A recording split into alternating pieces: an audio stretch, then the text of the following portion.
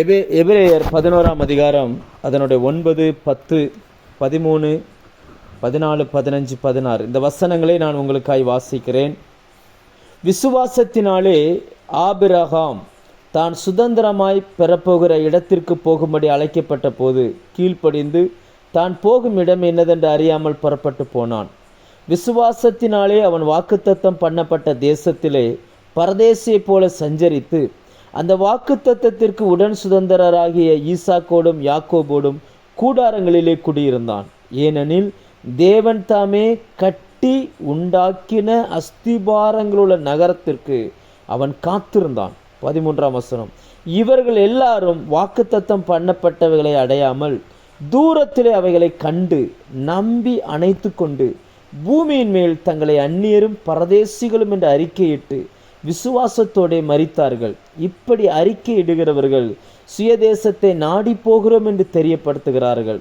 தாங்கள் விட்டு வந்த தேசத்தை நினைத்தார்கள், அதற்கு திரும்பி போவதற்கு அவர்களுக்கு சமயம் கிடைத்திருக்குமே, அதையல்ல அதிலும் மேன்மையான பரமதேசத்தை விரும்பினார்கள். ஆகையால் தேவன் அவர்களுடைய தேவன் எனப்பட வெட்கப்படுகிறதில்லை, அவர்களுக்கு ஒரு நகரத்தை ஆயத்தம் பண்ணினாரே. கர்த்தருடைய ஆவியானவர் நமக்கு விசுவாசத்தை குறித்து நிறைய காரியங்களை போதித்து கொண்டிருக்கிறார் இந்த காலத்தில். ஏனென்றால் கடைசி கால அடையாளமாக வேதம் சொல்லுகிறது, விசுவாச துரோகம் முந்தி நேரிட்டு கேட்டின் மகன் வெளிப்பட்டால் ஒளி அந்த நாள் வராது. விசுவாச துரோகங்கள் நடைபெறுகிற இந்த காலகட்டத்தில் நாம் விசுவாசத்தை குறித்து அதிகமாய் படிக்கிறோம். விசுவாசம் ஒரு மனுஷனுடைய சூழ்நிலையை மாற்றுகிறது. விசுவாசம் ஒரு மனிதனுடைய எல்லாவற்றையுமே தலைகீழாய் புரட்டி போடுகிறது, அவனுடைய கேரக்டரை மாற்றுது. விசுவாச வாழ்க்கைக்குள் வருவதற்கு முன் ஒரு மனிதனுடைய வாழ்க்கை எப்படி இருந்ததென்றும் விசுவாசத்திற்குள் வந்த பிறகு அவனுடைய வாழ்க்கை எப்படி இருந்ததென்றும் அவன் வாழ்கிற நாட்களில் அவனை சுற்றி இருக்கிறவர்கள் சாட்சி கொடுக்கிறார்கள். பொதுவாக உலகத்தை கிமு கிபு என்று பிரிக்கிறது போல உலக சரித்திரத்தை ஒரு மனிதனுடைய வாழ்க்கையும் கிறிஸ்துவுக்கு முன் என்றும் கிறிஸ்துவுக்கு பின் என்றும் ரெண்டாக பிரிக்க முடியும். அப்படிப்பட்ட எந்த மாற்றமே வரவில்லை என்றால் அந்த மனிதன் கிறிஸ்துவனிடத்தில் இன்னும் வரவில்லை என்பதுதான் சரியான அர்த்தம். இந்த நாளிலே நாம் விசுவாசத்தினாலே ஆபிரகாமினுடைய வாழ்க்கையில் என்னென்ன சம்பவங்கள் நடைபெற்றது என்பதை குறித்து நாம் பார்த்து வருகிறோம். போன வாரம் நமக்கு மெசேஜுக்கான அந்த டைமிங் இல்லை. நான் ஆயத்தம் பண்ணி வைத்திருந்த செய்தியை மறுநாள் வேறொரு இடத்துல கொடுத்து அதை யூடியூப்பில் போட்டு வச்சுருக்கிறேன். உங்கள் சிலருக்கு அந்த லிங்க் அனுப்பியிருந்தேன், கேட்டிங்களா? கேட்கலான்னா மறுபடி கேளுங்க. சூழ்நிலைகளை மாற்றுகிற விசுவாசம், அதாவது விசுவாசத்தினாலே அவன் அழைக்கப்பட்ட இடத்திற்கு போகும்படி அழைக்கப்பட்ட பொழுது கீழ்ப்படிந்து போனான். நம்முடைய கீழ்ப்படிதல் நம்முடைய சூழ்நிலைகளை மாற்றுகிறது என்பதை குறித்து அந்த வார்த்தை இருந்தது. இன்றைக்கு கூட நான் உங்களோடு 9ஆம் வசனத்திலிருந்து சில காரியங்களை பேசும்படி பரிசுத்த ஆவியானவர் இருதயத்திலே ஏவினபடினால் இந்த காரியத்தை நான் உங்களோடு பேச விரும்புகிறேன். அந்த வார்த்தை சொல்லுகிறது, விசுவாசத்தினாலே அவன் வாக்குத்தத்தம் பண்ணப்பட்ட தேசத்தில் பரதேசியை போல சஞ்சரித்தான் அப்படின்னு சொல்லி. இந்த ஆபிரகாமுடைய இந்த இடத்துல 3 தேசங்களை எழுதுகிறார் கர்த்தர். ஒன்று வாக்குத்தத்தம் பண்ணப்பட்ட தேசம், இன்னொன்று அவர்கள் விரும்பின பரம தேசம், இன்னொன்று அவர்கள் விட்டு வந்த தேசம். அப்போ ஒரு மனுஷனுடைய வாழ்க்கையில் இந்த 3மே காணப்படுகிறது. ஒன்று நாம் விட்டு வந்த வாழ்க்கை, அதாவது வெறுமனே தேசம்னு லேண்டை மட்டுமே குறிக்கிறது கிடையாது, நாம் வாழ்க்கை. ரெண்டாவது தேவன் நமக்கு தந்திருக்கிற வாக்குத்தத்தம் பண்ணப்பட்ட அந்த வாழ்க்கை. மூணாவது நாம் நம்முடைய நித்திய காலமாய் நாம் வாழ வேண்டிய வாழ்க்கை. இதை தெரிந்து கொள்ளுகிறது எங்கே தெரிந்து கொள்கிறோம் என்றால், இப்பொழுது நாம் வாழ்கிற அந்த வாழ்க்கையை வச்சு நாம் எதிர்காலத்தில் என்னவாய் மாறப்போகிறோம் என்பதை குறித்து நாம் தெரிந்து கொள்ள முடியும். இந்த நாளிலே இந்த வேத வசனத்தை நான் உங்களோடு கூட வைக்கும்படியாக நான் விரும்புகிறேன். பொதுவாகவே தேவன் கொடுத்த அந்த வாக்குத்தத்தம், அதாவது என்னன்னா, நம்ம குடியிருக்கிற எல்லைகளை கர்த்தர் தீர்மானிக்கிறார். அப்போஸ்தலர் 17:26 சொல்லுகிறது, அவர்கள் குடியிருப்பின் எல்லைகளை தீர்மானித்தார் அப்படின்னு சொல்லி. பூமியில் இருக்கிற எல்லாரையும் ஒரே இரத்தத்தினால் தோன்ற பண்ணினார். மனுஷ ஜாதியான எல்லாத்தையும் ஒரே இரத்தத்தினால் தோன்ற பண்ணி அவர்கள் நாம் எங்கே குடியிருக்கணுன்றதை தேவன் முன்குறித்து வைத்திருக்கிறார். எப்படி நம்முடைய சுபாவம், நம்முடைய பெற்றோர்கள், நமக்கு பிறக்க போகிற பிள்ளைகள், நம்முடைய சரீரத்தின் அவயவங்கள் எல்லாம் தேவனால் முன்குறிக்கப்பட்டதாக இருந்ததோ அப்படியே நாம் குடியிருக்கிற பகுதிகளும் தேவனால் முன்குறிக்கப்பட்டதாக இருந்தது. நீங்கள் எந்த ஊரில் பிறந்திருக்கலாம், எந்த ஊரில் வளர்ந்துருக்கலாம், இப்போ நீங்கள் எங்கே குடி இருக்கிறீங்க, இதெல்லாம் முக்கியம். கர்த்தர் நமக்குன்னு வாக்குத்தத்தம் பண்ணின ஒரு இடத்தை கர்த்தர் வைத்திருக்கிறார். அந்த வாக்குத்தத்தம் பண்ணப்பட்ட அந்த இடத்துல நாம் இருப்போமே ஆனால் நாமும் ஆசீர்வாதமாக இருப்போம். நம்மை சுற்றி உள்ளவர்களையும் ஆசீர்வாதமாக இருப்பதற்கு நம்மை கர்த்தர் பயன்படுத்துவார். முதலாவது, ஒரு மனுஷனுக்குள்ள இந்த வெளிச்சம் வேணும். நிறைய பேருக்கு பார்த்தீங்கன்னு சொன்னால் வாழ்க்கையில் ஒரு வெறுமையை அனுபவிக்கிறாங்க. அதாவது நல்ல வேலை செய்கிறாங்க, கை நிறைய சம்பாதிக்கிறாங்க, நினைத்ததை வாங்கக்கூடிய அளவுக்கு கையில் காசு இருக்கலாம், நல்ல போஸ்டிங்கில் இருக்கலாம், ஆனாலும் இருதயத்துக்குள்ளே ஒரு விதமான ஒரு வெறுமை காணப்படுகிறது. அதில் ஒரு திருப்தி இல்லை. சில நேரங்களில் சில ஊழியர்கள் கூட இப்படி சொல்லி நான் கேட்டிருக்கிறேன். அதாவது ஆலயத்தில் நின்று ஆராதனை நடத்தும் பொழுது அந்த நேரத்தில் ஒரு சந்தோஷம், ஒரு பலன், ஒரு புதிய உற்சாகம் வருகிறது. எல்லாம் முடிச்சுட்டு வீட்டுக்கு போயிட்டோம் அப்படின்னாச்சுன்னா பழைய மாதிரி அந்த ட்ரைனஸ் வந்துடுது. ஒரு ஹாப்பினஸ்ஸை லைஃப்பில் பார்க்க முடியலை அப்படின்னு சொல்லக்கூடிய நிறைய கேள்விகளை நான் கேட்டிருக்கிறேன். இந்த நாளிலே கூட நான் முதலாவது ஆபிரகாம் மூலமாக அறிந்து கொள்ள வேண்டிய சத்தியம் என்னவென்றால், வாக்குத்தத்தம் பண்ணப்பட்ட தேசத்தில் அவன் வாழ்ந்தான். இன்னைக்கு நாம் இருக்கிற அந்த வீடு கர்த்தர் நமக்கு தந்த வீடு என்கிற அந்த பார்வை நமக்கு தேவை. நம்ம நிறைய முறை பார்த்துட்டோம். கானான் தேசம் என்பது அங்கு வாழ்ந்த ஜனங்களில் ஒருவன் கூட தேவனை அறிந்தவன் கிடையாது. அந்த தேசமே தேவனற்ற ஒரு தேசம். தேவனுக்கும் அந்த தேசத்துக்கும் சம்பந்தம் கிடையாது. அத்தனை பேரும் விக்கிரக வணக்கம் செலுத்தக்கூடியவர்கள். அந்த இடத்திற்கு தேவன் ஆபிரகாமை கொண்டு வருகிறார். அப்போ இதுல இருந்து நம்ம என்ன தெரிஞ்சுக்கிறோம் அப்படின்னா, நாம குடியிருக்கிற பகுதியில் நமக்கு விருப்பமானவங்க மட்டும் இருக்கணும்னு நம்ம நினைக்கிறோம். ஆனால் தேவன் வைத்திருக்கிற வாக்குத்தத்தம் பண்ணப்பட்ட லைஃப் எப்படிப்பட்டதுன்னா, நமக்கு விருப்பமானவர்கள் இருக்கிறாங்களோ இல்லையோ, கர்த்தர் நம்ம கூட எங்கே இருக்கிறாரோ அதுதான் நமக்கு தேவன் வாக்குத்தத்தம் பண்ண அந்த தேசமாக இருக்கிறது. இப்போ நிறைய நேரங்களில் நம்ம ஏன் சோர்ந்து போகிறோம் அப்படின்னாச்சுன்னா, நாம் விரும்பினபடி நம்மை சுற்றி இருக்கிற சூழ்நிலைகள் நமக்கு அமைவதில்லை. நாம் விரும்பினதுபடி நமக்கு படிப்பு அமைவதில்லை. நாம் விரும்பினதுபடி நம்முடைய வாழ்க்கையின் எதுவுமே நமக்கு சரி அமையறதில்லை. நிறைய நேரங்களில் மனிதர்கள் சலித்து கொள்கிறார்கள். அந்த பேதுருவை போல ராத்திரியெல்லாம் கஷ்டப்பட்டேன், ஒன்றுவோட அகப்படலை. நிறைய பேர் சலித்து கொள்கிறார்கள். என்னால் முடிஞ்ச அளவுக்கு அட்ஜஸ்ட் பண்ணி வாழ்ந்து பார்த்துட்டேன், ஆனாலும் என்னுடைய இருதயத்துக்கு சமாதானத்தையும் சந்தோஷத்தையும் இல்லை, சந்தோஷமும் இன்னும் வாழ்க்கையில் அனுபவிக்க முடியலன்னு சொல்லி கர்த்தருடைய ஆவியானவர் இந்த நேரத்தில் கர்த்தர் உங்களோடு பேச விரும்புகிற சத்தியம் என்னவென்றால், தேவனோடு நெருங்கி நீங்கள் வாழ்வீர்களே ஆனால் அவர் உங்களுக்குன்னு வைத்திருக்கிற இடத்துல தான் கர்த்தர் உங்களை வச்சிருக்கிறார்ன்ற அந்த வெளிச்சம் உங்களுக்குள்ள கிடைக்கும். கர்த்தரோடு நீங்கள் இருந்தீங்கன்னா சந்தோஷம் இருக்குது. நீங்கள் என்ன வேலை வேணாலும் பாருங்கள், எந்த இடத்துல வேணாலும் இருங்க. தேவனற்ற இடத்தில் நீங்கள் இருந்து கோடீஸ்வரனாய் வாழ்ந்தாலும் அது உங்களுடைய வாழ்க்கையில் ஒரு வெறுமையை தான் கொண்டு வரும். கர்த்தர் உங்களை குடியிருக்கிற அந்த பகுதி தேவன் அதாவது நீங்கள் வேலையை பார்க்கும்போது கர்த்தர் எனக்கு தந்த வேலை, கணவனை பார்க்கும்போது கர்த்தர் எனக்கு தந்த கணவன், பிள்ளைகளை பார்க்கும்போது கர்த்தர் எனக்கு தந்த பிள்ளைங்க, ஊழியத்தை பார்க்கும்போது கர்த்தர் எனக்கு அந்த கண்ணோட்டத்தில் நாம் பார்க்க பழகணும். ஒருவேளை நாம் விரும்பினது போல நம்மளுக்கு எல்லாமே அமையாமல் இருக்கலாம். நீங்கள் கொஞ்சம் யோசிச்சு பாருங்கள். ஆபிரகாமுடைய வாழ்க்கையில் அவர் போன அந்த தேசம் தேவன் வாக்குத்தத்தம் பண்ணின தேசம்தான். ஆனால் அங்கே ஒருவர் கூட தேவனை அறிந்தவர்கள் கிடையாது. இவருக்கு ஏதாவது ஒன்று வேணும், ஒரு சப்போர்ட்டுக்கு ஆள் வேணும்னா கூட இவரோடு போனவர்கள் மட்டும்தான் கூட நின்னாங்களே தவிர அந்த தேசத்து குடிகளில் ஒருவன் கூட இல்லை. இன்னும் சொல்லப்போனால் ஒருவனையே இவரால் தேவனுக்கு உகந்தவர்களை மாற்றவும் கூட முடியலை. போய் இருக்கிற இடங்கள் எல்லாமே பார்த்தீங்கன்னு சொன்னால் எதுலேயுமே திருப்தி இல்லை. நீங்கள் அதை படித்து பாருங்கள், அப்படியே சுற்றி திரிந்து கொண்டே இருப்பார், எங்கும் இல்லை. பின்னாடி நம்ம பார்க்குறோம், அவர்கள் கூடாரங்களில் குடியிருந்தார்கள் அப்படின்னு போட்டிருக்குது. சொந்தமாக வீடு கூட கட்டலை, ஆனால் செல்வ சீமான்களாய் வாழ்ந்திருக்கிறாங்க. ஸோ இவைகள் இருந்து நாம் இன்றைக்கு ஒரு சத்தியத்தை தெரிந்து கொள்ள போகிறோம். முதலாவது, நான் பார்க்கிற வேலை கர்த்தர் எனக்கு வாக்குத்தத்தம் பண்ணின வேலை தானா? நான் அனுபவிக்கிற வாழ்க்கை கர்த்தர் எனக்கு தந்திருக்கிற வாழ்க்கை தானா என்பதை நாம் எப்படி கண்டுபிடிப்பது அப்படின்னு பார்த்தீங்கன்னா ரொம்ப சிம்பிளாக கண்டுபிடிச்சிடலாம். நான் இந்த பூமிக்கு பிழைப்புக்காக வரல. கர்த்தர் என்னை இந்த பூமிக்கு அனுப்பும் பொழுது நான் அனுப்பப்பட்டு வந்திருக்கிறேன் என்கிற அந்த மனநிலை நமக்குள்ளே இருக்கணும். நான் அனுப்பப்பட்டு இந்த பூமிக்கு வந்திருக்கிறேன், கர்த்தர் என்னை அனுப்பி இருக்கிறார். நான் பிறக்கலை. இந்த பூமியில் தாய் தகப்பனுக்கு ஒரு பிள்ளையாய் பிள்ளை வேணும்னு உங்கள் பெற்றோர்கள் விரும்பினாங்க. ஆனால் உங்களை பிள்ளையாக கொடுத்தது பின்னாடி தேவனுடைய திட்டம் இருக்கிறது. இதை நாம் முதலாவது புரிந்து கொள்ளணும். நம்ம சில நேரங்களில் நான் இந்த வார்த்தையை சொல்லும் பொழுது சிலருக்குள்ள கேள்வி வருது, அது எப்படி கண்டுபிடிக்கிறது?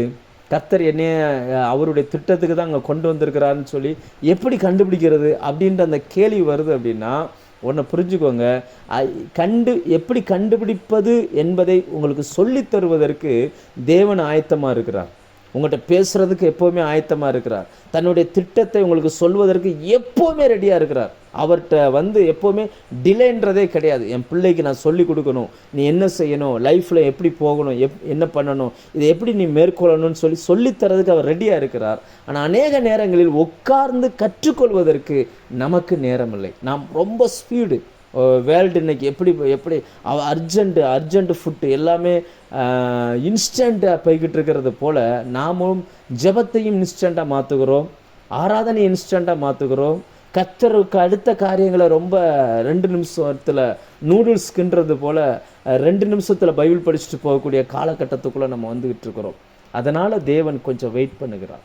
எப்படி ஆகிலும் அந்த நீங்கள் அப்போஸ்தலர் 17ஆம் அதிகாரம் 26ஆம் வசனம் குடியிருப்பின் எல்லைகளை தீர்மானித்தார்னு எழுதியிருக்குது. 27ஆம் வசனம் வாசிங்கன்னா தம்மை அவர்கள் தடவியாகிலும் கண்டுகொள்ளத்தக்கதாக அப்படி செய்தார்னு இருக்குது. அப்படின்னா அர்த்தம் என்னன்னா, மனுஷன்தான் தேடணும், மனுஷன்தான் கண்டுபிடிக்கணும். அவர் ஒவ்வொரு நாளும் நமக்கு தன்னுடைய திட்டத்தை சொல்லிக்கொண்டே இருக்கிறார். சரி, இந்த வசனத்தை வாசிக்கும் பொழுது நமக்குள்ளே சில காரியங்கள் தோன்றும். எதனா தமிழ் லாங்குவேஜில் பரதேசின்னு வருது இல்லையா? இந்த வசனம் எப்படி வருது? விசுவாசத்தினாலே ஆபிரகாம் தான் சுதந்திரமாக பெறப்போகிற இடத்திற்கு, மன்னிக்கும் 9ஆம் வசனம், விசுவாசத்தினாலே அவன் வாக்குத்தத்தம் பண்ணப்பட்ட தேசத்திலே பரதேசியை போல சஞ்சரித்தான். இந்த வசனத்தை படிச்சுட்டா பொதுவாக ஒன்று புரிஞ்சுக்கோங்க, நமக்கு மூளையில் சில காரியங்கள் பதிவாகிருக்குது. நமக்கு என்ன தோணுமோ அந்த வெளிச்சத்தில் வேதத்தை படிக்கக்கூடாது.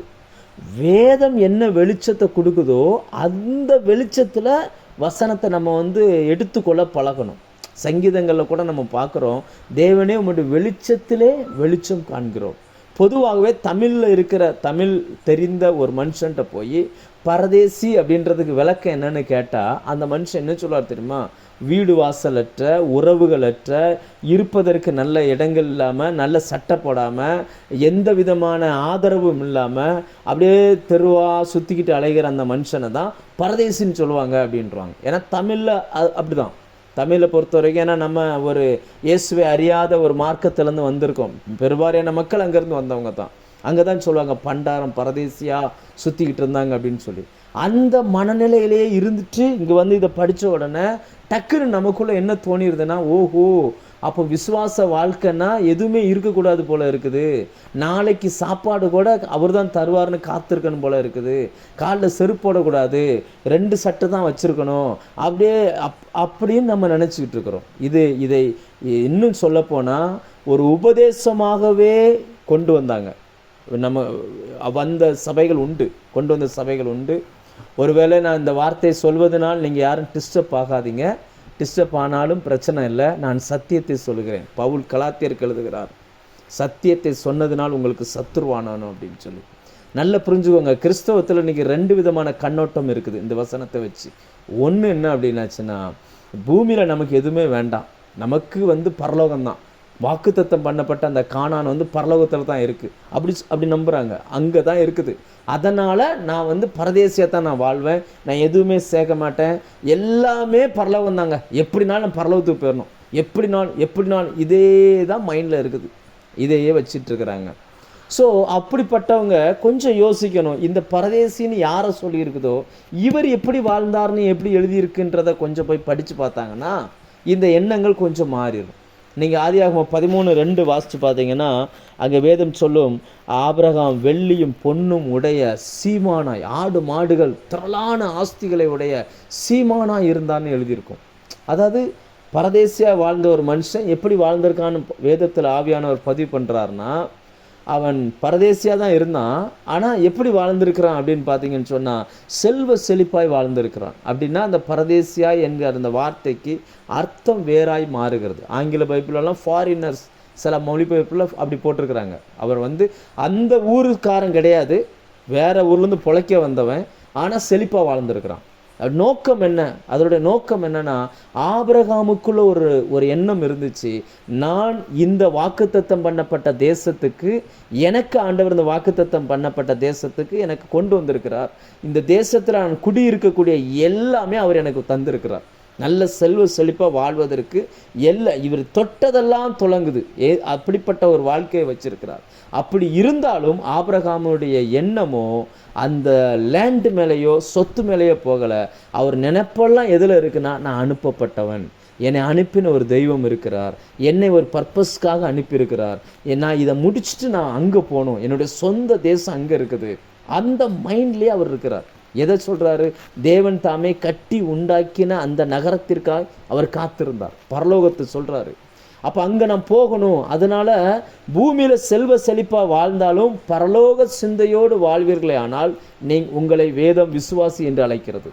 அதாவது ஒரு கூட்டம் பூமிக்குரிய எதையுமே வேண்டாம், பரலோகம் மட்டும் போதுன்னு சொல்லுது. இன்னொரு கூட்ட உபதேசம் என்னவா இருக்குது அப்படின்னாச்சுன்னா, அதெல்லாம் கிடையாதுங்க, பூமியில் தான் பரலோகமே உனக்கு இருக்குது, அந்த சிந்தைக்கே நீ போக வேண்டாம், வீடு வாங்கு, கார் வாங்கு, வசதியாக வாழு, நினைச்சபடி வாழ்ந்துக்கோ அப்படின்ற மாதிரி ஒரு உபதேசத்தை கொண்டு வந்தாங்க. இது மிந்தி இருந்ததை விட மோசமானது. அப்படிப்பட்ட இந்த ரெண்டுமே சரியான, ரெண்டுமே தப்பு தான்.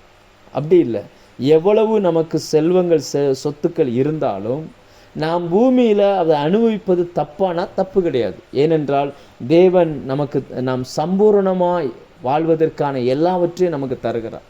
தேவன் நமக்கு அதை தந்து இந்த பூமியிலேயே நம்மளை ஆசீர்வாதமாக வைக்க விரும்புகிறார். ஆபிரகாமை கூப்பிடும்போது ஆண்டவர் சொன்னார், நான் உன்னை ஆசீர்வதிப்பேன், நீ ஆசீர்வாதமாக இருப்பாயினார். உனக்குள்ளும் உன் சந்ததிக்குள்ளும் பூமியின் வம்சங்கள் எல்லாம் ஆசீர்வதிக்கப்படும் சொன்னார். வெறுமனே ஆவிக்குரியதை மட்டும் சொல்லாமல் சரீர பிரகாரமாக லேண்டுக்குரியதையும் சேர்த்தே வாக்கு பண்ணுகிறார். ஸோ ஒரு காரியத்தை நம்ம நன்றாக புரிந்து கொள்ள வேண்டும். தேவன் எனக்கு ஒரு இடத்த தத்தம் பண்ணி என்னை அங்கே கொண்டு போய் வச்சிருந்திருப்பாரே, ஆனால் என்னை சுற்றி நிறைய நான் வாழ்வதற்கு தேவையான எல்லாமே எனக்கு தருவார். ஆனால் என் சிந்தனையும் என் நினைப்பும் அதன் மேலே இருக்காது, எப்போவுமே கர்த்தரை நோக்கியே இருக்கும். அப்படி இருப்பவர்களுக்கு பேர் தான் இந்த வேதாகமம் விசுவாசிகள் என்று சொல்லுகிறது. ரெண்டாவது, அவர்கள் கூடாரங்களில் குடியிருந்தார்கள் அப்படின்னு சொல்லி எழுதப்பட்டிருக்குது. வெறுமனே இல்லை, எப்படி எழுதியிருக்குன்னா, வாக்குத்தத்தத்திற்கு உடன் சுதந்திரராகிய ஈசாக்கோடும் யாக்கோபோடும் கூடாரங்களில் குடியிருந்தான். நான் இன்னும் மெயினான விஷயத்தை சொல்கிறதுக்கு முன்னாடி இதை குறித்து சில சந்தேகங்கள் நிறைய பேருக்குள்ளே இருக்குது. அதனால தான் இந்த வார்த்தைகளை நான் திரும்ப நான் இதை சொல்கிறேன். ஏன் அவங்க கூடாரத்தில் இருந்தாங்க? இதை படிச்சுட்டு டக்குன்னு நமக்கு சொந்த வீடு கட்டக்கூடாதா? நம்ம சொந்தமாக வீட்டில் இருக்கக்கூடாதா? அவங்க அவ்வளோ பெரிய செல்வ சீமானே வாடகை வீட்டில், அதாவது ஒரு கூடாரத்தில் தங்கி இருக்கிறார். அன்னைக்கு டென்ட்டு தானே உண்டு, அதில் தங்கி இருந்திருக்கிறாரு அப்படின்னு நம்ம நினைக்கக்கூடாது. ஆதியாகமம் 11ஆம் அதிகாரத்திலே செங்கல் சுட்டு கட்டடங்களை கட்ட ஆரம்பிச்சிட்டாங்க. நினச்சிருந்தா வீடுகளை கட்டி இருந்திருக்கலாம். இவங்களுக்கு ஆண்டவர் சொன்னது என்னன்னா, தேசமெங்கும் சுற்றி திரிய சொன்னார். ஏன்னா இவங்க காலடி எங்கெல்லாம் படுகிறதோ அந்த லேண்டெல்லாம் ஆண்டவர் உங்களுக்கு சொந்தமாக கொடுப்பேன் அப்படின்னு ப்ராமிஸ் பண்ணியிருந்தார். ஒரு ஃபேமிலி ஒட்டுமொத்த இஸ்ரவேல் தேசத்துலையும் குடியிருக்கணும்னா ஆண்டவரே சொல்கிறவன் காலடி படுகிற எல்லா இடமும் உனக்கு தருவேன்ட்டார். அப்போ எல்லா இடமும் இவர் போகணும்ல, எல்லா இடமும் போய் திரிந்து சுற்றி வருகிறதற்கு வீடு அவசியம் இல்லை. அவங்க தங்குறதுக்கு ஒரு கூடாரம் போதுமானதாக இருந்து. ஏன்னா ஒரு இடத்த இருந்துட்டு போகும்போது அடுத்து அந்த கூடாரத்தை பெயர்த்து வேறு இடத்துல போடுவாங்க, அடுத்து அந்த கூடாரத்தை பெயர்த்து வேறு இடத்துல போடுவாங்க. இப்படி போய்கிட்டு இருந்தாங்க. ஆனால் இவங்க எங்கெல்லாம் நடந்தாங்களோ, எங்கெல்லாம் இவங்க காலடி பட்டதோ, அந்த இடங்களை எல்லாம் வேதம் தெளிவாய் பதிவு பண்ணுகிறது. ஆபிரகாம் நடந்தார், ஈசாக்கு குடியிருக்க உட்கார சொன்னார், யாக்கோபுக்கு படுத்துரு அப்படின்னு சொன்னார். அடுத்து அவனுடைய ஜெனரேஷன் வந்த பிறகு பார்த்தீங்கன்னு சொன்னால், அந்த 400 வருஷம் கழித்து எகிப்திலிருந்து வந்த ஜனங்களுக்கு ஆண்டவர் இவங்க எங்கெல்லாம் நடந்தாங்களோ எல்லா இடத்துலையும் வீடுகளை கட்டி கொடுக்க ஆரம்பித்தார். இன்னும் சொல்லப்போனால் நான் அந்த வசனத்தை வாசிக்கிறேன். உபாகமம் 6ஆம் அதிகாரம் அதனுடைய 10, 11 அந்த வசனங்கள் இப்படி சொல்லுகிறது. இவர்களுடைய ஜெனரேஷனை கொண்டு போய் ஆண்டவர் அங்கே வச்சுட்டு, இப்போ மோசேயின் மூலமாய் இந்த வேத பகுதியை சொல்லும் பொழுது என்ன சொல்கிறார் அப்படின்னாச்சுன்னா, உபாகமம் 6ஆம் அதிகாரம் 10-11, உன் தேவனாய கர்த்தர் உனக்கு கொடுப்பேன் என்று ஆபிரகாம், ஈசாக்கு, யாக்கோபு என்பவர்களாகிய உன் பிதாக்களுக்கு ஆணையிட்டு கொடுத்த தேசத்தில் உன்னை பிரவேசிக்க பண்ணும்போதும் நீ கட்டாத வசதியான பெரிய பட்டணங்களையும் நீ நிரப்பாத சகல நல்ல வஸ்துக்களாலும் நிரம்பிய வீடுகளையும் நீ வெட்டாமல் வெட்டப்பட்டிருக்கிற துறவுகளையும் நீ நடாத திராட்சை தோட்டத்தையும் ஒலிவ தோப்புகளையும் அவர் உனக்கு கொடுப்பதினால் நீ சாப்பிட்டு திருப்தியாகும் போது, இந்த வாக்குத்தத்தம் ஆபிரகாமின் ஜெனரேஷனுக்கு வரணுன்றதுக்காக தான் முற்பிதாவாகிய ஆபிரகாமை நடக்க வச்சார். அவர்கள் கூடாரங்களில் குடியிருந்தார்கள். இதை பார்த்துட்டு நம்ம நினச்சிடக்கூடாது நம்மளும் கூடாரத்தில் தான் குடியிருக்கணும் போல அப்படின்னு. இல்லை, கர்த்தர் உங்களை நிச்சயமாக ப்ளஸ் பண்ணுவார். இருக்கிற இடங்களில் வீடு இல்லை, ஒரு வீடு வச்சுருக்கிறவங்க இன்னும் வீடு வாங்கிக்கோங்க, ஒன்றும் தப்பு கிடையாது. ஆனால் நினைவில் ஒன்று புரிஞ்சுக்கோங்க, சொந்த வீட்டில் குடியிருந்தாலும் வாடகை வீட்டில் இருக்கிறோம், இந்த வீடு நமக்கு சொந்தமல்ல, நம்முடைய குடியிருப்பு பரலோகத்தில் இருக்குது அப்படின்ற அந்த நினைவோடு நீங்கள் வாழ பழகிக்கொள்வீர்களே ஆனால் நம்மை ஆண்டவர் விசுவாசியாய் பார்க்கிறார். ஆபிரகாம் அப்படி வாழ்ந்தார், அப்படி தான் கூடாரங்களில் குடியிருந்தார். அதில் முக்கியமான விஷயம் என்னென்னா, அவரை மட்டும் பற்றி எழுதாமல் அவரோடு கூட உடன் சுதந்திரராய் இருந்த மனிதர்களையும் சேர்த்து கர்த்தர் எழுதி வச்சிருக்கிறார். அப்போ அவங்களுக்குள்ள ஒரு உணர்வு இருந்துச்சு. அந்த உணர்வு என்னன்னா, நான் இந்த பூமியில் அனுப்பப்பட்டவன் என்கிற அந்த உணர்வு அவங்களுக்குள்ள இருந்துக்கிட்டே இருந்துச்சு. ஒரு வேலைக்காக பரலோகம் நம்மளை அனுப்பி இருக்குது. ஆபிரகாமுக்கிட்ட இருந்த அந்த உணர்வு ஈசாக்குக்கு போச்சு, ஈசாக்கிட்ட இருந்து யாக்கோபுக்கு போச்சு, யாக்கோபிட்ட இருந்து அந்த 12 பிள்ளைகளுக்குள்ளேயும் அந்த உணர்வு போக ஆரம்பிச்சிச்சு. அதுலேயும் குறிப்பாக யோசேப்புக்குள் அந்த உணர்வு அதிகமாய் போனது. ஏனென்றால் யோசேப்பின் நாட்களுக்கு அப்புறம்தான் அந்த தேசம் அவர்களை குடியிருக்கத்தக்கதாக பெரிய பெரிய பட்டணங்கள் கட்டி, அவங்க இதெல்லாம் கட்டி அந்த இருந்தாங்க, எல்லாமே அவங்களுக்கு கிடைக்கும்படி கர்த்தர் உதவி செய்ய ஆரம்பித்தார். ஓகே, என்ன நடந்துச்சு அப்படின்னு பார்த்தீங்கன்னு சொன்னால், இந்த உணர்வை கர்த்தர் அவங்களுக்குள்ளே கொண்டு வர ஆரம்பித்தார். நான் இந்த இடத்துல அனுப்பப்பட்டிருக்கிறேன். இன்றைக்கி அந்த உணர்வு நிறைய பேருக்குள்ளே இல்லை. நாம் நினச்சிக்கிட்டு இருக்கிறோம் இந்த பூமியில் வாழ வந்திருக்கிறோன்னு நம்ம நினச்சிக்கிட்டு இருக்கிறோம். அப்படி இல்லை. நாம் இந்த பூமியை தேவனால் ஒரு மிஷனை முடிக்கிறதுக்கு தேவனால் அனுப்பப்பட்டு இங்கே வந்திருக்கிறோம். இங்கே வேலை முடிஞ்ச உடனே மறுபடியும் நம்ம எங்கிருந்து வந்தோமோ அந்த இடத்துக்கு நம்ம திரும்ப போகணும். அதைத்தான் வேதம் சொல்லுகிறது. பரம தேசத்தை அவர்கள் எதிர்பார்த்து காத்திருந்தார்கள். அப்படி யாரெல்லாம் நான் அனுப்பப்பட்டு வந்திருக்கேன்ற உணர்வோடு இருக்கிறார்களோ அவர்களுடைய பெயரை சொல்லி அவர்களுடைய தேவன் என்று சொல்லிக் கொள்வதற்கு அவர் வெட்கப்படவே இல்லை. நான் உங்களுக்கு எக்ஸாம்பிளாக நான் யோசேப்பினுடைய வாழ்க்கையிலிருந்து சில காரியங்களை மேலோட்டமாக சொல்ல விரும்புகிறேன். அனுப்பப்பட்டு வந்தால் என்ன நடக்கும் அப்படின்றத மேலோட்டமாக நீங்கள் வேதத்தை படிக்கும் பொழுது அந்த ஆதியாகமம் 37ஆம் அதிகாரம் எடுங்க, 2 தடவை அந்த வார்த்தை வருது, அனுப்பப்பட்டான் அனுப்பப்பட்டான் அப்படின்னு சொல்லி. ஆதியாகமம் 37ஆம் அதிகாரத்தில் அவங்க அப்பாவுக்கு அவங்க அண்ணன்ட்ட போய் பார்த்துட்டு வர சொல்லும்பொழுது இப்படி சொல்லுகிறார் பாருங்க. 13ஆம் வசனமும் 14ஆம் வசனமும் அதில் என்ன சொல்கிறாருன்னா, இஸ்ரவேல் யோசேப்பை நோக்கி, உன் சகோதரர் சீகேமிலே ஆடு மேய்க்கிறார்கள் அல்லவா, உன்னை அவர்களிடத்துக்கு அனுப்ப போகிறேன் வா என்றான். அவன் இதோ போகிறேன் என்றான். அப்பொழுது அவன், நீ போய் உன் சகோதரருடைய சேமம் எப்படி என்றும் ஆடுகள் எப்படி இருக்கிறதென்றும் பார்த்து எனக்கு மறுசெய்தி கொண்டு வா என்று அவனுக்கு சொல்லி எபிரோன் பள்ளத்தாக்கிலே இருந்து அவனை அனுப்பினான்.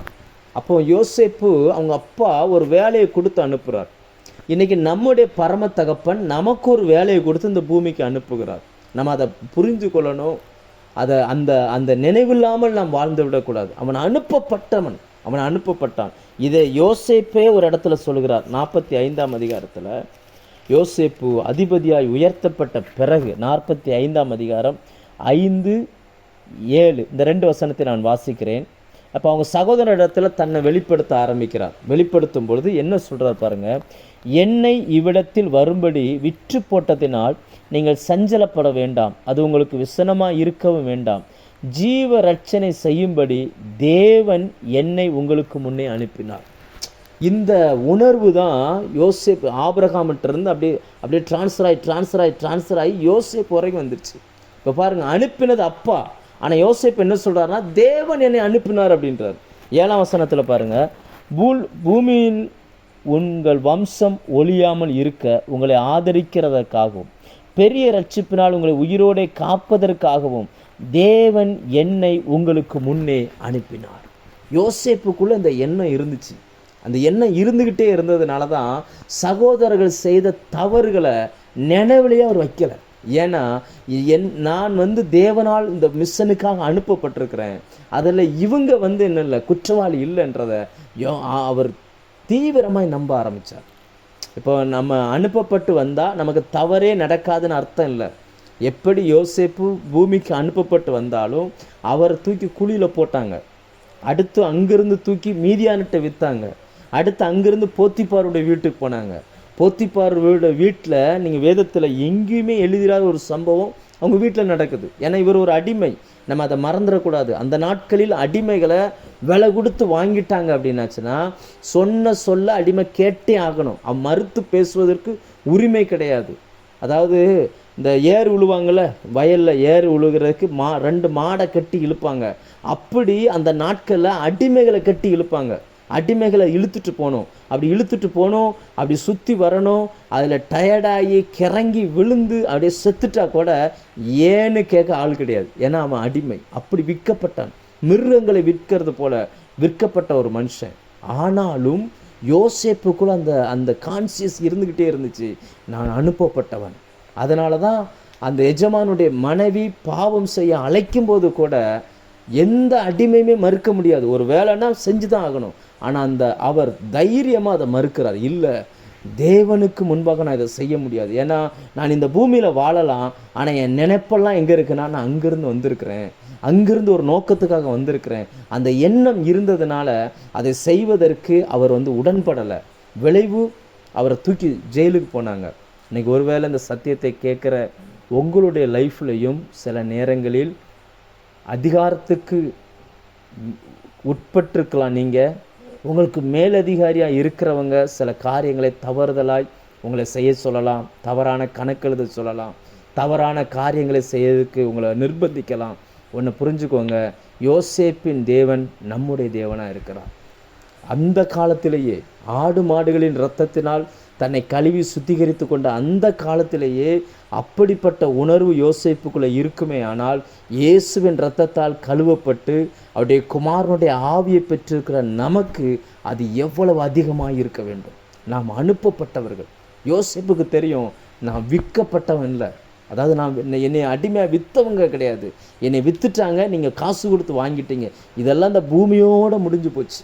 ஆனால் எனக்கு தெரியும், நான் அனுப்பப்பட்டு வந்தவன், என் வேலை இது கிடையாது, நான் போய் சேர வேண்டிய இடம் வேறு ஒன்றாக இருக்கிறது. அந்த உணர்வு அந்த யோசேப்புக்குள்ளே இருந்துக்கிட்டே இருந்துச்சு. அதனால தான் தன் சகோதரரை அவர் குற்றப்படுத்தவே இல்லை. இன்றைக்கி நம்ம லைஃப்பை கொஞ்சம் அப்படியே யோசிச்சு பாருங்கள்.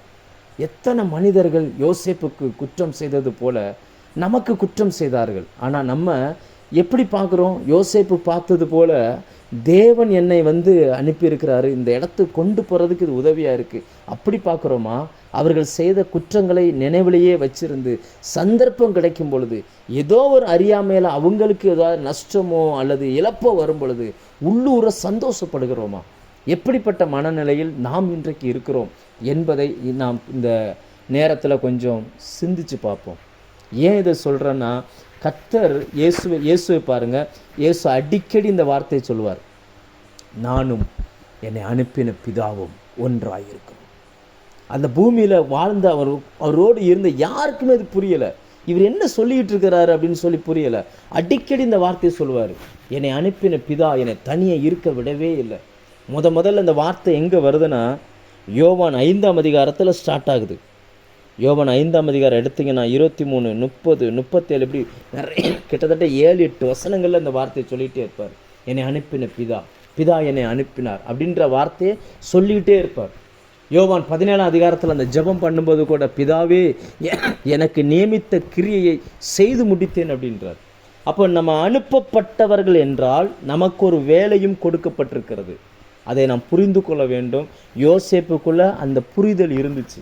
அவருக்குன்னு ஒரு வேலையை கர்த்தர் கொடுத்துருக்கிறாருன்ற புரிதல் இருந்துச்சு. அவங்க அப்பா அவரை அனுப்பும் பொழுது சும்மா அனுப்பலை, பலவரன் அங்கியை ஒரு அடையாளமாக கொடுத்து அனுப்பினார். அந்த அங்கியில் தான் ஆட்டுக்குட்டியின் ரத்தத்தை வெட்டி அந்த ரத்தத்தை கொண்டு போய் காமிச்சாங்க. இந்த அங்கி உங்கள் பையன் அங்கியான்னு பாருங்கள், அவன் செத்து போயிட்டான் அப்படின்ற மாதிரி. ஸோ இதிலேருந்து நம்ம என்ன தெரிந்து கொள்கிறோம் என்றால், நமக்குன்னு சொல்லி ஒரு வேலையை பரலோகம் நியமித்திருக்கிறது. அந்த வேலையை நம்ம செஞ்சோம்னா நம்ம இருதயம் சந்தோஷப்படும், அந்த நம்ம இருதயத்தில் சமாதானம் இருக்கும், நம்ம இருதயம் சந்தோஷமாக எப்போவுமே இருக்கும். எதுவுமே இருந்தாலும் இல்லாட்டாலும் ஹாப்பினஸ்ஸாக இருக்கும். ஒரு எக்ஸாம்பிளுக்கு, கர்த்தர் உங்களை டீச்சராக இந்த பூமிக்கு அனுப்பியிருக்காருன்னு வச்சுக்கிடும். ஒரு எக்ஸாம்பிளுக்கு சொல்கிறேன், உங்களை டீச்சராக உங்ககிட்ட படிக்கிற எல்லா ஸ்டூடெண்ட்டுக்கும் இயேசுவை சொல்லக்கூடிய ஒரு சான்ஸை உங்ககிட்ட வச்சு உங்களை ஒரு டீச்சராக அனுப்புகிறார். ஆனால் நீங்கள் டீச்சர் ஆகிறதுக்கு பதிலாக டாக்டர் ஆகிட்டீங்கன்னு வச்சுக்கோங்க.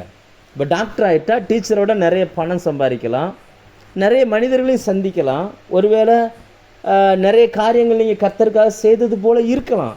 ஆனால் உங்களுடைய ஆத்மாவில் அந்த சந்தோஷத்தை அனுபவிக்க முடியாது. உங்களுக்கு தெரியும், ஏதோ ஒரு வெறுமை இருக்கிறது போல் ஃபீல் ஆகுது.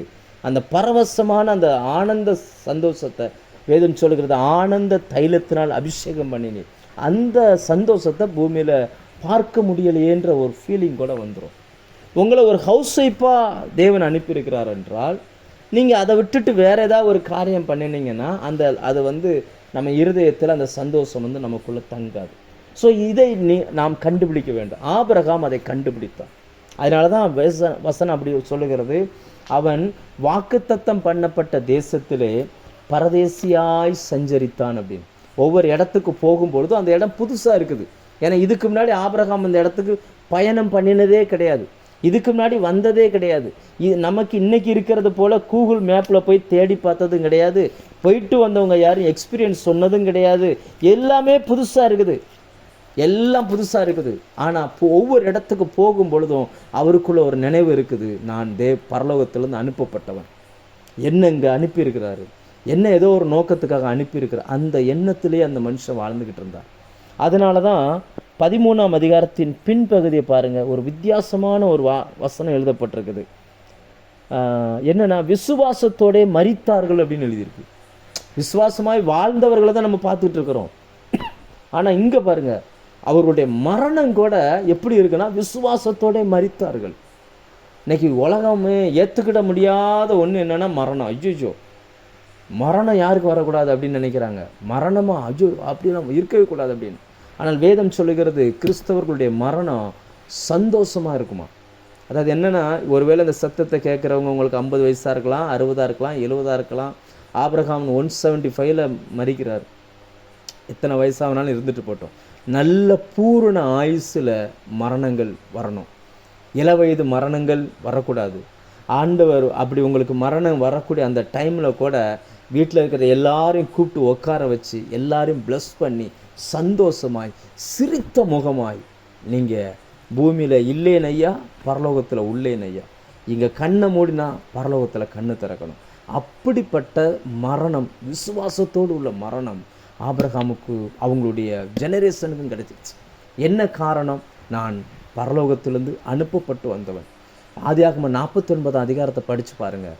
யாக்கோபு அப்படியே ப்ளஸ் பண்ணுறார், ஒவ்வொருத்தராய், ஒவ்வொரு குடும்பத்தில் மகனை, மருமகளை, அடுத்து பேர பிள்ளைகளை ஒவ்வொருத்தரையாக ப்ளஸ் பண்ணி எல்லாத்தையும் முடிச்சுட்டு கர்த்தர் அவருடைய கரத்தில் கொடுத்த அந்த கோழி நுனியில் சாய்ந்து ஜீவித்து போனான் இருக்குது. மரித்து போனான்னு சொல்லலை, ஜீவித்து போனான் அப்படின்னு சொல்லி எழுதி வச்சிருக்கிறார். யோசிச்சு பாருங்கள், எப்படிப்பட்ட ஒரு லைஃபு பாருங்கள். வாழ்ந்தான், அதாவது மனுஷன் பிறக்கிறான், வாழ்கிறான், மரிக்கிறான். இப்படி இல்லாமல் அவங்களுடைய மரணத்தில் கூட ஒரு விசுவாசத்தை பரலோகம் எதிர்பார்க்கிறது என்கிற ஒரு சத்தியத்தை இன்றைக்கு நாம் அறிந்து கொள்ள வேண்டும். நிறைய பேருக்கு பயம், வாழும்போதே மரணத்தை குறித்து பயம். ஆனால் தேவனை அறிந்த ஜனங்கள் அப்படி பயப்பட மாட்டாங்க. ஏனென்றால் இந்த பூமியில் கண்களை மூடினால் பரலோகத்தில் நம்முடைய கண்கள் திறக்கப்படும். நாம் அப்படி வாழும்படி நம்ம அழைக்கப்பட்டிருக்கிறோம். கொஞ்சம் யோசித்து பார்ப்போம், நம்ம லைஃப் இன்னைக்கு எதை நோக்கி போய்கிட்டு இருக்குது, எதில் எப்படி இருக்கிறோம். யோவான் 20ஆம் அதிகாரத்தில் 20-21 இந்த வசனத்தில் இயேசு உயிர் தெழுந்த பிறகு முதல்ல சீசர்களுக்கு தரிசனமாகிறார். முதல்ல தரிசனமாகும் பொழுது அவர் சொல்லுகிற வார்த்தை என்ன தெரியுமா? அவர் சொல்லுகிறார், பிதா என்னை அனுப்பினது போல நானும் உங்களை அனுப்புகிறேன் அப்படின்றார். அப்போ நம்ம ஒரு நோக்கத்துக்காக அனுப்பப்பட்டவர்கள், நம்ம அதை புரிஞ்சுக்கிடணும். நீங்கள் வேலை செய்யலாம், ஒரு ஆஃபீஸில் வேலை செய்யலாம், உங்கள் சுபாவம் வேற, அந்த ஆஃபீஸில் வேலை செய்கிற மற்றவங்க சுபாவம் வேற, உங்கள் பேச்சு வேற, அவங்க பேச்சு வேற. அவங்க இந்த பூமிக்குரியவர்களோடு இருக்கிறாங்க. ஆனால் நீங்கள் அப்படி இல்லை, பரலோகத்தில் ரிப்போர்ட் கொடுக்க வேண்டியவங்க. உங்களை பரலோகம் கண்காணிக்கிறது. பரலோகத்தின் தேவ தூதர்கள் நீங்கள் நம்பினாலும் சரி நம்பாட்டாலும் சரி, நீங்கள் எங்கெல்லாம் ட்ராவல் பண்ணுறீங்களோ உங்களோடு அவங்க ட்ராவல் பண்ணிகிட்டே இருக்கிறாங்க. உங்களால் நம்ப முடியுமான்றது விஷயம் இல்லை. நீங்கள் நம்பலைன்றதுக்காக கர்த்தருடைய கிரியை நின்று போவதும் இல்லை. தேவன் உங்களோடு கிரியை செய்து கொண்டே இருக்கிறார். தேவன் உங்கள் மூலமாய் செய்ய வேண்டிய வேலையை செய்து கொண்டே இருக்கிறார். அப்போ நீங்கள் அனுப்பப்பட்டவன் என்கிற அந்த உணர்வு நமக்குள்ளே எப்போவுமே இருந்துக்கிட்டு இருக்கணும். அப்படி இருந்தால் மட்டும்தான் நம்மளால் இந்த பூமியில் தேவன் எதிர்பார்க்கிற ஒரு விசுவாசம் உள்ள ஒரு வாழ்க்கையை வாழ முடியும். ஏன்னா நமக்கு ஒரு எதிர்பார்ப்பு உண்டு. அவங்க பாருங்கள், எவ்வளவு வசதிகள் இருந்த பிறகும் கூட அவங்களுடைய எதிர்பார்ப்பெல்லாம் எப்படி இருந்துச்சுன்னா, அவங்க அறிக்கை பண்ணாங்களாம், நாங்கள் இந்த பூமியில் பரதேசியம் அந்நியருமா இருக்குன்னு சொல்லி அறிக்கை பண்ணார்கள். ஆனால் செல்வ செழிப்பாக வாழ்ந்துருக்கிறாங்க. ஒரு வித்தியாசமான ஒரு வாழ்க்கை தரம். இன்றைக்கி நம்ம எப்படி இருக்கிறோம்? நான் ஆரம்பத்திலே சொன்னேன், நிறைய பேர் இந்த பூமிக்குரிய லைஃபோடே செட்டில் ஆகிட்டாங்க. இன்னும் சொல்லப்போனால் ஆவியானவர் உணர்த்துகிறபடி சொல்கிறேன், நிறைய பேர் அதை கண்டுபிடிக்கவே இல்லை. ஆண்டவர் என்னை எதுக்கு இந்த பூமிக்கு அனுப்பினார்ன்றதை கண்டுபிடிக்கவே இல்லை. சில பேர் என்ன பண்ணுறாங்க அப்படின்னாச்சுன்னா, என்ன லைஃப் இருக்கிற வரைக்கும் இருந்துட்டு வாழ்ந்துட்டு போயிடும் அப்படின்னு நினைக்கிறாங்க. சில பேர் என்ன சொல்கிறாங்க அப்படின்னாச்சுன்னா, ஆண்டவர் என்னையெல்லாம் படைச்சிருக்கவே கூடாதுங்க, என்னையெல்லாம் இப்படி பண்ணியிருக்கவே கூடாது. எத்தனையோ பேர் பிரயோஜனமாக வாழ்கிறாங்க, நான் எனக்கே பாரமாக இருக்கிறேன் அப்படின்ற மாதிரி நினச்சிக்கிட்டு இருக்கிறாங்க. தயவு செய்து உங்களுடைய எண்ணங்களை மாற்றிக்கொள்ளும்படி பரிசுத்த ஆவியானவர் விரும்புகிறார். ஒரு நாளும் குப்பைகளை தேவன் பூமியில் எறிவதில்லை. அவர் உங்களுக்கு பின்னாடி அவருடைய நோக்கம் இருக்குது, அவருடைய திட்டம் இருக்குது. நீங்கள் இந்த பூமியில் எவ்வளவு பலகீனமுள்ள மனுஷனாக கூட இருங்க, அதை பற்றி பிரச்சனையே இல்லை. உங்கள் பலகீனத்தில் அவருடைய பலன் விளங்கத்தக்கதாய் அவர் உங்கள் வலது பக்கத்தில் நிற்கிறார்ன்றதை மட்டும் ஒரு நாளும் மறந்துடாதீங்க. நீங்கள் ஒரு ஹவுஸ் ஒய்ஃபாக இருக்கலாம், ஒரு வேலை செய்கிற டீச்சராக இருக்கலாம், அல்லது ஒரு என்ன வேலை பார்க்குற ஆளாக கூட இருக்கலாம், எது வேணாலும் இருக்கலாம். பரலோகத்தில் இருந்து இந்த வேலை உங்களுக்கு கொடுக்கப்பட்டிருக்குன்றத நீங்கள் மறந்துடாதீங்க. நீங்கள் அப்படி நினச்சி அதை செஞ்சு பாருங்கள், ஒரு சந்தோஷமும் சமாதானமும் இருக்கும். ஏன்னா இவைகளை விசுவாசிக்கும்படி நாம் அழைக்கப்பட்டிருக்கிறோம். ஆபிரகாமை குறித்து நம்ம அப்படி பார்க்குறோம். தன் மனைவி குழந்தை பெற்றுக்கொள்வதற்கு வாய்ப்பில்லாத தன்னுடைய மனைவி அவங்கள கூட்டிகிட்டு போகிறாரு. ஒரு நாளும் அவர் தனியாய் வாழ்ந்ததாய் வேதம் பதிவு பண்ணலை. அவரை நம்பி அநேகர் பிழைத்தார்கள். இன்னைக்கு கர்த்தர் உங்களை அனுப்பியிருக்கிறார் அப்படின்னா உங்களை நம்பி சில குடும்பங்கள் பிழைக்கும். அப்படி பிழைக்குது அப்படின்னா கர்த்தர் உங்களை அனுப்பியிருக்கிறார் என்பதை நீங்கள் உணர்ந்து கொண்டீர்கள் என்று அர்த்தம். அப்படி இல்லை, நானே கஷ்டப்படுற மாதிரி இருக்குது அப்படின்னாச்சுன்னா ஆண்டவர் உங்களை எதுக்காக இங்கே அனுப்பினாரோ அந்த நோக்கத்தை நீங்கள் சரியாக இன்னும் புரிஞ்சுக்கிடலன்னு அர்த்தம். அவர் ரெடியாக இருக்கிறார். அவரோடு உட்காந்து பேசுங்க, டயத்தை ஒதுக்குங்க, 2 நாள் உபவாசத்தை போடுங்க, எல்லா வேலையும் ஒதுக்கி வச்சுட்டு கர்த்தர்கிட்ட கேளுங்க. அவர் தன்னுடைய சித்தத்தை வெளிப்படுத்துவதற்கு அவர் ஆயத்தமாக இருக்கிறார். அடுத்தது அந்த வேத வசனம் முடியும் பொழுது கரெக்டாக 16ஆம் வசனம் சொல்லுகிறது, அதை அல்ல, எதை? அவர்கள் ஏற்கனவே விட்டுட்டு வந்த அந்த தேசத்தை அல்ல, அதை அல்ல, அதிலும் மேன்மையான பரமதேசத்தையே விரும்பினார்கள். அவங்களுடைய விருப்பமெல்லாம் எதில் இருந்துச்சுன்னா பரலோகம்தான். விருப்பமெல்லாம் அதில் தான் இருந்துச்சு. ஆனால் அதை அவங்க பார்க்கலை, அனுபவிக்கலை, தூரத்தில் கண்டுபிடிச்சாங்களாம். அவங்களுக்கு அது தெரிஞ்சு போச்சு. நீண்ட நாட்களுக்கு பிறகு தான் அது வரப்போகுதுன்றது தெரிஞ்சு போச்சு. ஆனால் உங்களுக்கும் எனக்கும் தூரத்தில் இல்லைங்க, சமீபத்தில் இருக்குது. அவர் சீக்கிரமாக வரப்போகிறார். வேதம் சொல்லுகிறது, இதோ இரவிலே திருடன் வருகிற விதமாய் வருகிறேன் அப்படின்றார். திருடன் செருப்பையும் விளக்குமாறையும் கிழிஞ்ச துணியும் எடுக்கிறதுக்கு வரல, விலையேற பெற்றதை, இருக்கிறதுலே விலையேற பெற்றதை எடுக்க வருகிறார். அதே போல் இந்த பூமியில் விலையேற பெற்றது எது அப்படின்னாச்சுன்னா பரலோகத்தை பொறுத்த வரைக்கும் இந்த பூமியில் தங்கம் பெருசுனா பரலோகத்தை பொறுத்த வரைக்கும் விசுவாசம் பெருசு. விசுவாசத்தில் வளர்ந்தவர்கள், விசுவாசத்தில் தேறினவர்கள், விசுவாசத்தில் வாழ்கிறவர்கள், நான் தேவனால் அனுப்பப்பட்டு அந்த எண்ணத்தில் வாழ்கிறேன் என்கிற மனிதர்களை எடுத்துக்கொள்வதற்கு அவர் சமீபமாய் வருகிறார். அவர்கள் பாருங்கள், அவங்களுடைய விருப்பமெல்லாம் பரலோகமாக தான் இருந்துச்சு. அதாவது பூமியில் எல்லாமே இருந்துச்சு, அவங்களுக்கு எல்லாத்தையும் அனுபவிச்சாங்க. அவங்கள சுற்றி இருக்கிற எல்லாருக்கும் அவங்க ஆசீர்வாதமாக இருந்தாங்க. 318 வேலைக்காரங்க இருந்திருக்காங்கன்னா நீங்கள் யோசிச்சு பாருங்கள், உங்கள் ஊரில், நீங்கள் இருக்கிற ஊரில் நீங்கள் வேலை செய்கிற உங்கள் பாஸுக்கு எத்தனை வேலைக்காரங்க இருந்திருப்பாங்க? 318 வேலைக்கார குடும்பங்கள் ஆபிரகாமை நம்பி பிழைச்சிருக்குது. அந்த குடும்பங்களை அத்தனை பேரும் மெயின்டைன் பண்ணியிருக்கிறாரு. அத்தனை பேருடைய பிழைப்புக்கும், இவர் எங்கே போனாலும் அத்தனை பேரும் இவரை பின்னாடி போகிறாங்க. அத்தனை பேருக்கு பிழைப்புக்கும் இவர் தான் உத்தரவாதம். அப்படி இருந்தும் இவருடைய ஆசை இந்த பூமியில் இல்லை, பரலோகத்துக்கு போகணும், நான் அனுப்பப்பட்டவன், நான் அந்த வேலையை முடிக்கணும், அதிலே தான் கவனமாக இருந்திருக்கிறோம். இன்னைக்கு நாம் எப்படி இருக்கிறோம்? நாமும் ஆபிரகாம் நடந்த அந்த பாதையில் தான் நடக்கிறோம். ஆபிரகாமோடு பேசினவர் தான் நம்மோடு பேசுகிறார். ஆபிரகாமுக்குள் விசுவாசத்தை துவக்கினவர் தான் நமக்குள்ளும் விசுவாசத்தை துவக்குகிறார். ஆனால் ஆபிரகாம் தேவனுடைய சிநேகிதன் என்று சாட்சி பெற்றான். நீங்களும் நானும் என்ன சாட்சி பெறுவோம்? அந்த வேதம் சொல்லி கடைசியாக முடிக்கிறேன். தேவன் அவர்களுடைய தேவன் எனப்பட வெட்கப்படுகிறது இல்லை. ஆண்டவர் நான் இவனுடைய தேவன் சொல்கிறதுக்கு வெட்கப்பட்டதே இல்லையா.